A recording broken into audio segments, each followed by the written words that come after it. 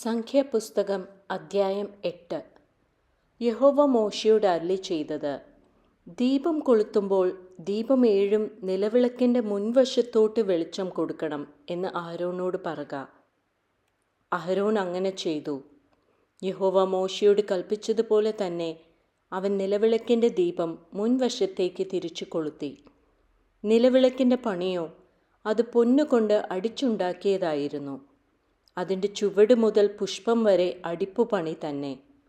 യഹോവ മോശയെ കാണിച്ച മാതൃക പോലെ തന്നെ അവൻ നിലവിളക്ക് ഉണ്ടാക്കി.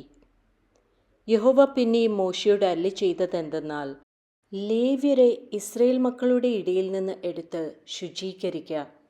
അവരെ ശുചീകരിക്കേണ്ടതിന് ഇങ്ങനെ ചെയ്യണം: പാപപരിഹാര ജലം അവരുടെ മേൽ തളിക്കണം.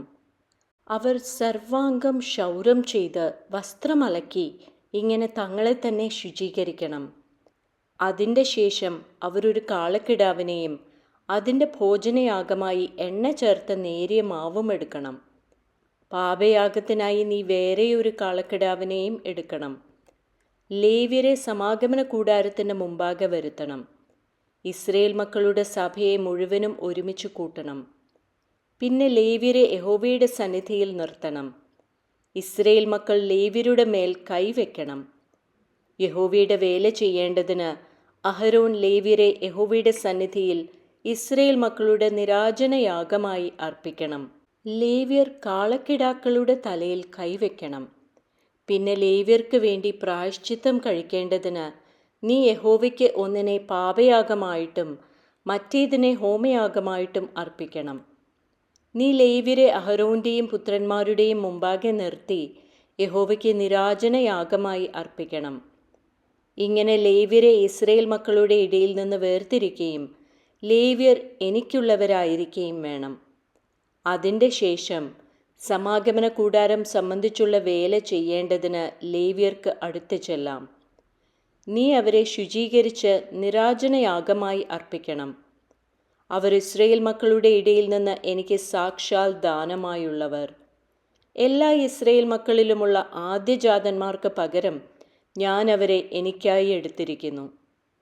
മനുഷ്യരിലാകട്ടെ മൃഗങ്ങളിലാകട്ടെ ഇസ്രായേൽ മക്കൾക്കുള്ള കടിഞ്ഞൂലൊക്കെയും എനിക്കുള്ളത്. ഞാൻ മിസ്രയീം ദേശത്തുള്ള കടിഞ്ഞൂലുകളെയൊക്കെയും സംഹരിച്ച നാളിൽ അവയെ എനിക്കായി ശുദ്ധീകരിച്ചു. എന്നാൽ ഇസ്രായേൽ മക്കളിലുള്ള എല്ലാ കടിഞ്ഞൂലുകൾക്കും പകരം ഞാൻ ലേവ്യരെ എടുത്തിരിക്കുന്നു. ഇസ്രായേൽ മക്കൾ വിശുദ്ധ മന്ദിരത്തിന് അടുത്തു വരുമ്പോൾ അവരുടെ ഇടയിൽ ബാധ ഉണ്ടാകാതിരിക്കേണ്ടതിന് സമാഗമന കൂടാരത്തിൽ ഇസ്രായേൽ മക്കളുടെ വേല ചെയ്യുവാനും ഇസ്രായേൽ മക്കൾക്ക് വേണ്ടി പ്രായശ്ചിത്തം കഴിപ്പാനും ലേവ്യരെ ഞാൻ ഇസ്രായേൽ മക്കളുടെ ഇടയിൽ നിന്ന് അഹരോനും പുത്രന്മാർക്കും ദാനം ചെയ്തുമിരിക്കുന്നു. അങ്ങനെ മോശയും അഹരോനും ഇസ്രായേൽ മക്കളുടെ സഭ മുഴുവനും ലേവ്യരെക്കുറിച്ച് യഹോവ മോശയോട് കൽപ്പിച്ചതുപോലെയൊക്കെയും ലേവ്യർക്ക് ചെയ്തു. ലേവ്യർ തങ്ങൾക്കു തന്നെ പാപശുദ്ധി വരുത്തി വസ്ത്രമലക്കി. അഹരോൻ അവരെ യഹോവയുടെ സന്നിധിയിൽ നിരാജനയാഗമായി അർപ്പിച്ചു. അവരെ ശുചീകരിക്കേണ്ടതിന് അഹരോൻ അവർക്ക് വേണ്ടി പ്രായശ്ചിത്തം കഴിച്ചു.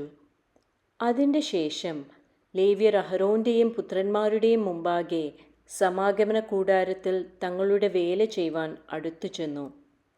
യഹോവ ലേവ്യരെക്കുറിച്ച് മോശയോട് കൽപ്പിച്ചതുപോലെ തന്നെ അവർ അവർക്ക് ചെയ്തു. യഹോവ പിന്നെയും മോശയോട് അരുളിച്ചെയ്തത്, ലേവ്യർക്കുള്ള പ്രമാണമാവിത്: 25 വയസ്സ് മുതൽ അവർ സമാഗമന കൂടാരത്തിലെ വേല ചെയ്യുന്ന സേവയിൽ പ്രവേശിക്കണം. 50 വയസ്സ് മുതലോ അവർ വേല ചെയ്യുന്ന സേവയിൽ നിന്ന് ഒഴിയണം. പിന്നെ സേവിക്കണ്ട.